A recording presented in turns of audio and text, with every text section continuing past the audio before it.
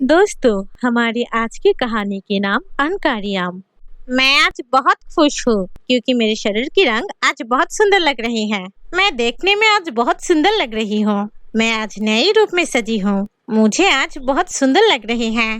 सब लोग मुझे देख के बहुत पसंद करेगी। आज मेरे शरीर से बहुत मीठी सुगंध आ रही है। मैं आज इतनी खुश हूँ जो मैं बोल नहीं सकती। आज मेरी सुगंध से यहाँ के सभी लोग हैरान हो जाएगी। ये सब कुछ सोच के पक्की आम खुद को बहुत बड़े समझ रही थी और मन ही मन बहुत खुश हो रही थी। थोड़ी देर बाद वो कच्चे आम की तरफ देखकर कहती है, तू इस पेड़ में रहकर क्या करेगी? तू देखने में बहुत बुरी लग रही है। देख, मुझे आज कितनी सुंदर लग रही है। तेरे तरफ तो कोई भी नहीं देखेगी। सब लोग मुझे ही देखेंगे और मेरा तारीफ करेंगे। देख, मुझे आज कितनी सुंदर लग रही है। मेरे शरीर की रंग कितने सुंदर है। तेरा रंग तो पहले जैसा ही है। तेरी शरीर की रंग और पेड़ के पत्ते की रंग एक जैसी ही है, इसीलिए तो लोगों की नजर नहीं आएगी। तुम ऐसे क्यों कह रही हो?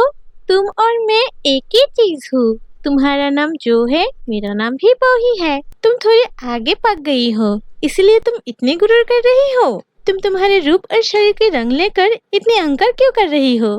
कुछ ही दिन पहले तुम मेरे जैसे ही थी। तुम तुम्हारे रंग लेकर इतने गुरूर मत करो। तुम्हारे शरीर की रंग 2 दिन पहले पीली हुई, मेरे 2 दिन बाद होगी। यही तो फर्क है। इसमें इतने गर्व करने की क्या बात है? सुनो, अपने रूप लेकर इतनी अहंकार मत करो। हम दोनों तो एक ही पेड़ के फल है। अरे रुको, तुम चुप रहो। तुम्हारी भाषण मुझे नहीं सुनना है। तुम जैसे आम की भाषण मेरे जैसे सुंदर आम सुनेगी, ये कभी हो सकती है? और मुझे तुम्हारी सलाह की जरूरत नहीं है। मैं तुम्हारी कोई नहीं हूँ। एक बार तुम खुद की तरफ देखो और मुझे देखो। तुम और मुझ में कितनी अंतर है। फिर बड़ी बड़ी बातें करना। मैं इतनी सुंदर हूँ, इसीलिए तुम्हारी जलन हो रही है ना? मेरे इतनी सुंदर रूप देखकर तुम्हारी जैसे कच्ची आम की हजम नहीं हो रही है, इसीलिए तुम मेरे साथ इतनी पटर पटर कर रही हो। तुम ऐसे बात क्यों कर रही हो? मैं कभी ऐसा नहीं सोचती हूँ। मैं खुद को लेकर इतनी अहंकार नहीं करती हूँ। मैं जैसी हूँ वैसे ही अच्छी हूँ। और ऐसे ही हर रोज उस पक्के आम और कच्चे आम झगड़ती थी। एक दिन पक्के आम की टहनी के नीचे नाबिल नाम की एक लड़का आके खड़ी होती है। फिर पक्के आम कहती है, ये लड़के, तुम मेरी टहनी के नीचे क्यों खड़ा हो? तुम्हारे शरीर की कीचड़ अगर मेरे ऊपर पड़ेगी तो मेरा रूप नष्ट हो जाएगी। तुम यहाँ से चले जाओ, जल्दी चले जाओ। पक्के आम, तुम ऐसे क्यों कह रही हो? मुझे लगता है यह लड़का बहुत थकी हुई है, इसीलिए वो तुम्हारी टहनी के नीचे आकर खड़ा हो गई रेस्ट करने के लिए। दोस्त, तुम मेरे पास आओ, मेरी टहनी के नीचे बैठ जाओ, आराम करो। मैं तुमको कुछ नहीं कहूँगी। आओ मेरे पास।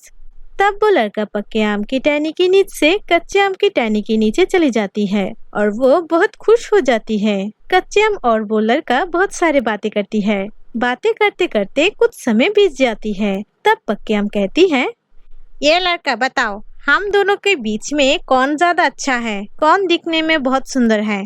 आज मेरी शरीर की रंग पीली हो गई है। मैं देखने में आज बहुत सुंदर लग रही हूँ। क्या मैंने ठीक कहा ना? इस पेड़ में मेरा कीमत सबसे ज्यादा है।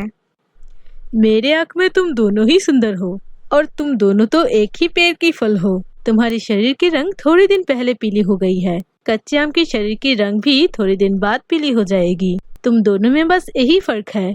ये सब बातें छोड़ो। मेरे लिए तुम दोनों की कीमत एक ही है। लड़के के मुंह में ये सब सुनकर पक्के आम को अच्छा नहीं लगती है। वो उसकी बातें सुनकर बहुत एंग्री हो जाती है। मैं सब कुछ समझ गया। कच्चे आम तुमको उसकी टहनी के नीचे बैठने दिया, इसीलिए तुम उसकी पक्ष ले रही हो, है ना? तुम सच बोलो और ना बोलो। मैं जानती हूँ मैं देखने में कच्चे आम से बहुत सुंदर हूँ और इस बारे में तुम्हारा सर्टिफिकेट मुझे नहीं चाहिए। अब जल्दी जल्दी यहाँ से निकलो। तुम मुझसे ऐसे क्यों बात कर रही हो? मैं वही कहा जो सच है। अगर मेरी बात तुम्हें अच्छा नहीं लगा तो मैं क्या करूं? ये सब बोल के उस लड़के ने वहाँ से चली गई। फिर कच्चे आम पक्के आम से कहती है, तुम उस लड़के के साथ ऐसे क्यों बात किया? मुझे लगती है वो सैड हो कि यहाँ से चली गई।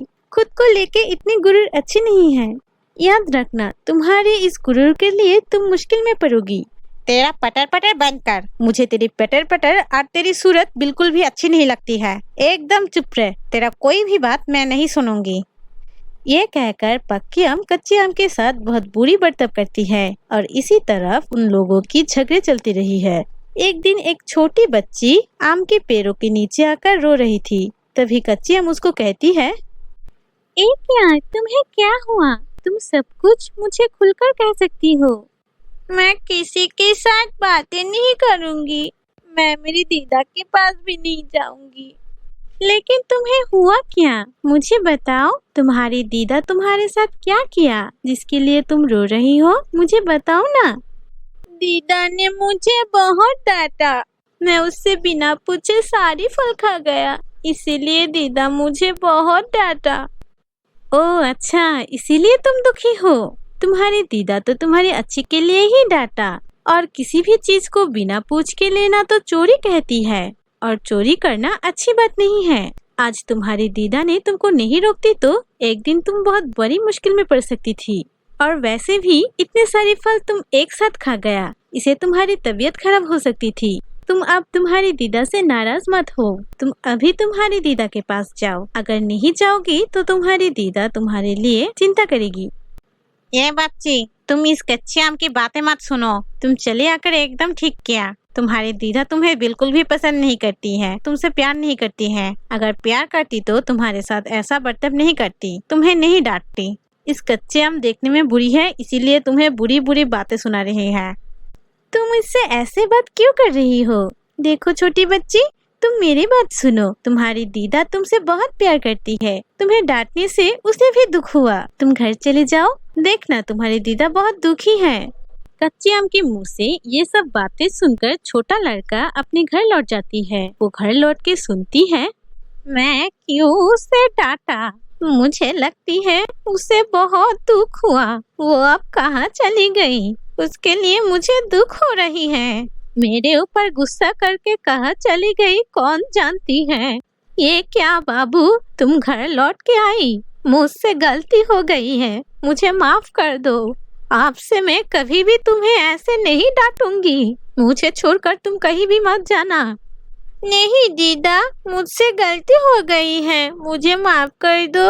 अब से मैं कभी भी तुम्हें ना पूछकर फल नहीं खाऊंगी, और तुम्हें अकेला रखकर मैं कहीं भी नहीं जाऊंगी। दीदा तुम थोड़ी देर यहाँ रुको, मैं अभी आई। ये कहकर उस छोटा बच्चा आम के पेड़ों के पास जाती है। कच्चे आम दोस्त, तुम बहुत अच्छी हो। तुमने सच कहा। मेरी दीदा मुझसे बहुत प्यार करती है। मेरे लिए उसे बहुत दुख हुआ। और तुम पक्के आम, तुम एकदम अच्छी नहीं हो। तुम बहुत बुरी हो। तुम मेरी दीदा के बारे में गलत कहा। मेरी दीदा मुझसे बहुत प्यार करती है, समझी? और तुम तो पक गई हो। अब मैं तुम्हें यहाँ से लेके मेरी दीदा के पास चली जाऊंगी और उसे खाने देंगे। छोटी बच्ची के मुंह से ये सब बातें सुनकर पक्की आम बहुत डर जाती है। दोस्त कच्चे आम, मुझे बचाओ। अगर तुमने मुझे नहीं बचाई तो इस लड़के मुझे ले जाएगी और मुझे खा लेंगे। पक्के आम, अहंकार की विनाश ऐसी ही होती है। ज्यादा अहंकार करना अच्छी बात नहीं है। तुमने मेरी आगे पक गई थी, इसीलिए तुम्हारे अंदर बहुत गुरूर थी। तुम मेरे साथ तुम्हारे रूप को लेकर बहुत अहंकार करती थी। तुमने एक बार भी नहीं सोचा सब लोग मेरी आगे तुम्हें खाएगी। अब मैं तुम्हें देखकर एकदम भी नहीं हंसूंगी, क्योंकि मैं जानती हूँ एक दिन मेरी भी तुम्हारी जैसी हालत होगी। मैं भी किसी न किसी की पेट में जाऊंगी, इसीलिए मैं कुछ नहीं कहूँगी। तभी उस छोटा लड़का पक्के आम को लेकर घर चली जाती है और इसी तरह पक्के आम की विनाश होती है। तो दोस्तों, आप लोग इस कहानी से क्या सीखा? ज्यादा अहंकार अच्छी नहीं है, तो इसीलिए हमें अहंकार नहीं करना चाहिए।